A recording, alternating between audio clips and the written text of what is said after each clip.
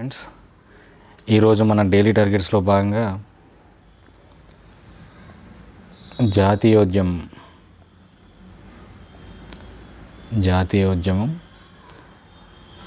అనే టాపిక్ని ఇవ్వడం జరిగింది. సో అందులో నుంచి మనం ఒక 5 to 6 క్వశ్చన్స్ చూద్దాం. సో ఇప్పటివరకు జరిగిన మనం ఏవైతే క్లాసులు పెట్టాలో వాటికి సంబంధించిన క్లాసెస్ కూడా నెక్స్ట్ అప్లోడ్ చేయడం జరుగుతుంది ఈ 2 daysలో. సో బిజీ ఉండడం వల్ల ఇన్ని రోజులు చేయలేదు. ఇది ఫస్ట్ ఈ క్వశ్చన్ చూద్దాం. 6th క్వశ్చన్ చూడండి.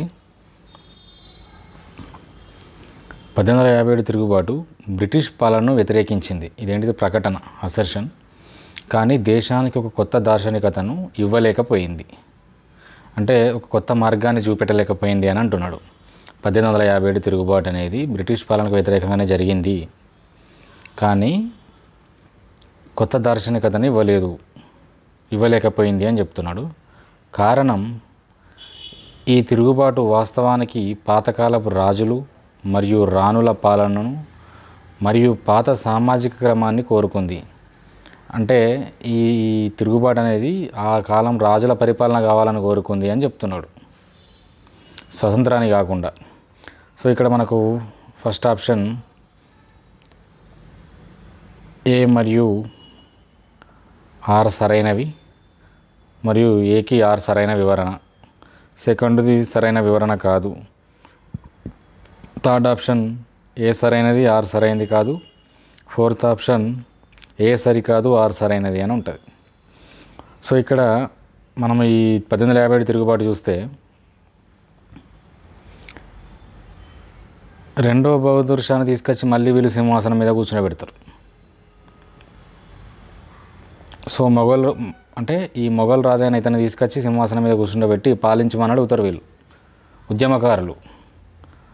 సో ఇది మళ్ళీ అంటే అర్థమైంది, వీళ్ళు రాజులు రాణుల పరిపాలన కోరుకున్నారు అని చెప్తుండ్రు. సో ఇది కరెక్ట్ స్టేట్మెంటే. ఈ 1857 తిరుగుబాటు బ్రిటిష్ పాలన వ్యతిరేకించింది, ఇది కరెక్టే. సో వీళ్ళందరూ ఝాన్సీ రాణి కానీ వీళ్ళందరూ కున్వర్ సింగ్ వీళ్ళంతా కూడా పోరాడింది వాళ్ళకి వ్యతిరేకంగానే కదా. సో ఇది ఆ పాలన వ్యతిరేకించారు. సో ఈ రెండూ కరెక్టే. ఈ ఒక దార్శనికతను ఇవ్వలేదు. ఎందుకు ఇవ్వలేదు అని అంటే రాజులు రాణుల పరిపాలన కోరుకున్నది కాబట్టి దార్శనికతను ఇవ్వలేదు.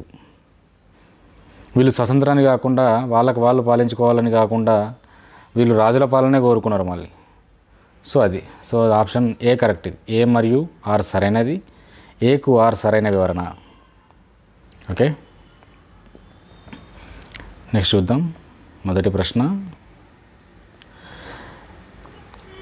బెంగాల్ విభజింపబడిన రోజు.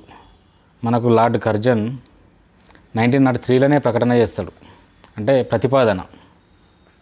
సో విభజిస్తామని చెప్తాడనమాట. సో అప్పటి నుండే ఉద్యమాలు స్టార్ట్ అయితే ఎన్నో అల్లర్లు జరుగుతాయి. అయినా కూడా వినకుండా 1905లో విభజిస్తాడు. సో అది ఎప్పుడు? 1905 August 16, 1906, 1905 October 16. ఇదా అంటే కరెక్ట్ ఆన్సర్ వచ్చేసి ఇది. సో October 16 విషాద దినంగా జరపడం జరుగుతుంది. ఆ రోజు జనాలు ఎవరు కూడా వంట చేయకుండా వాళ్ళ నిరసన తెలపడం, గంగా నదిలో స్నానం చేసి వందే మాతర గీతాన్ని పాడుకుంటూ ప్రతి వాడ తిరగడం, ఈ రెండు ప్రాంతాల ఐక్యతకు చిహ్నంగా రాఖీలు కట్టుకోవడం. సో ఆ రోజు జరిగిన మీటింగ్లో ఆనంద్ మోహన్ బోస్, సురేంద్రనాథ్ బెనర్జీ వంటి వాళ్ళు ప్రసంగించడం, భారీ సంఖ్యలో దాదాపు 75,000 మంది ఆ సభకు హాజరవ్వడం జరుగుతుంది. నెక్స్ట్, భారత జాతీయ కాంగ్రెస్ మొదటి సమావేశానికి అధ్యక్షుడు ఎవరు? దాదాభాయ్ నౌరోజీ, డబ్ల్యూసి బెనర్జీ, బద్రుద్దీన్ త్యాబ్జీ, సురేంద్రనాథ్ బెనర్జీ. సో ఇది తెలిసిందే, WC Banerjee correct answer. So ఇది ఎప్పుడో మీకు తెలుసు, 1885 December 28న గోకుల్దాస్ తేజ్పాల్ కళాశాలలో ఇది జరుగుతుంది.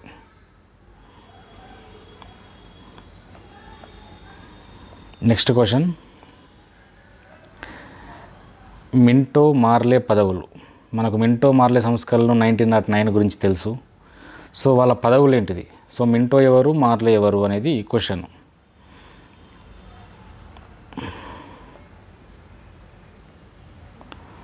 సో ఇలాంటి క్వశ్చన్ కూడా అడుగుతారా అంటే అడుగుతారు. ఆల్రెడీ ప్రీవియస్ క్వశ్చన్ ఇది సివిల్స్లో కూడా అడిగారు ఒకసారి దీన్ని. మింటో మార్లే. సో కార్యదర్శి వైస్రాయ్, వైస్రాయ్ కార్యదర్శి, వైస్రాయ్ సైనికుడు, వైస్రాయ్ బ్రిటన్ ప్రధాని. సో ఇక్కడ మనకు కరెక్ట్ ఆన్సర్ వచ్చేసి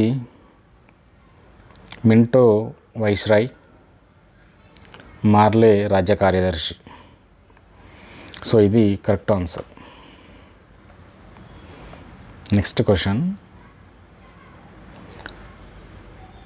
సో మత ప్రాతిపదికన నియోజకవర్గాలు అనేది 1909 మింటో మార్లే సంస్కరణలు.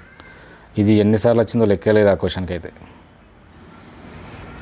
బ్రిటన్ ప్రభుత్వ రాజధాని కలకత్తా నుండి ఢిల్లీకి మారిన సంవత్సరం. బ్రిటిష్ ప్రభుత్వం రాజధానిని కలకత్తా నుంచి ఢిల్లీకి ఎప్పుడు మార్చింది? 1911. ఇది చాలా ఇంపార్టెంట్ చూడండి. స్వరాజ్ అనే పదాన్ని మొదటగా ఉపయోగించినది ఎవరు? స్వరాజ్ అనే పదాన్ని మొదటగా ఉపయోగించినది ఎవరు? దాదాబాయి నరోజీ, దయానంద సరస్వతి, స్వామి వివేకానంద, రాజా రామ్మోహన్ రాయ్. సో స్వరాజ్ అనే పదాన్ని మొదటగా ఉపయోగించింది దయానంద సరస్వతి. 1875లో దయానంద సరస్వతి బొంబాయిలో ఆర్య సమాజ్ని స్థాపించడం జరుగుతుంది. అదే మన హైదరాబాద్లో అయితే 1892లో ఆర్య సమాజ్ను స్థాపించడం జరిగింది. మీలో ఎవరికైనా కొంచెం ఐడియా ఉంటే హైదరాబాద్ ఆర్య సమాజ్ శాఖకు మొదటి అధ్యక్షుడు ఎవరు అనేది కామెంట్ చేయండి. సో ఇవి మన క్వశ్చన్స్. సో ఇది ఇంకా మనం నెక్స్ట్ రివిజన్లో మళ్ళీ మిగతా క్వశ్చన్స్ చూద్దాం. ఇది లెవెల్ 1గా భావించండి. ఇంకా మనకు 2 మరియు 3 కూడా ఉంటాయి. సో ఇంకా మనకు టైం ఉంది కాబట్టి అప్పటి వరకు మెల్లగా ప్రిపేర్ అవ్వకుంటూ వెళ్దాం. స్టెప్ బై స్టెప్ నేర్చుకుంటూ పోతే మనకు సబ్జెక్ట్ పైన కూడా మంచి అవగాహన వస్తుంది. మార్క్స్ మిస్ కావు. మనం ఎవరైతే పీసీ ప్రిపేర్ అవుతున్నారో వాళ్ళు ఖచ్చితంగా 130 అబోవ్ స్కోర్ చేయాలి. అదే ఎస్ఐలో కూడా నీకు 130 అబోవ్ రావాలి ఖచ్చితంగా జిఎస్లో. అట్లయితే ఈజీగా మనం అందులో మీకు రిజర్వేషన్ ఉంటే, ఇప్పుడు మొదటిసారి చూసినాం కదా మనం, చాలా వరకు ఎస్సీ రిజర్వేషన్ 225 దగ్గర, బీసీఏ అయితే 230, 225 ఇలానే ఉంది. సో రిజర్వేషన్ ఉన్న వాళ్ళు ఇంట్లోనే ఒకదాంట్లో 130 కొడితే ఇక అయిపోయినట్టే కథ. రిజర్వేషన్ లేని వాళ్ళు అయితే అందులో కూడా ఇంకో 130 కొట్టాల్సి వస్తుంది, లేదంటే 120 అట్లీస్ట్ 120 పైన చేయాల్సి వస్తుంది. జిఎస్ గట్టి పట్టుంటే, మీకు అర్థమెటికే పట్టుంటే జిఎస్ గురించి ఇంకా బాగా ట్రై చేస్తే ఇందులో 120 అబోనైనా చేయొచ్చు. ఇప్పుడు మొన్నటి పేపర్ చూస్తే చాలామంది స్కోర్ చేశారు కదా. సో అలా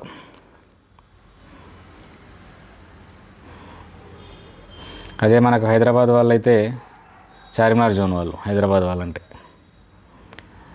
నీకు జిఎస్లో కనుక 130 స్కోర్ చేయగలిగితే నువ్వు అర్థమెటిక్ రీజనింగ్ పేపర్లో 90 చేసినా చాలు. ఇక నువ్వు అందులో 100 చేస్తే కథమే.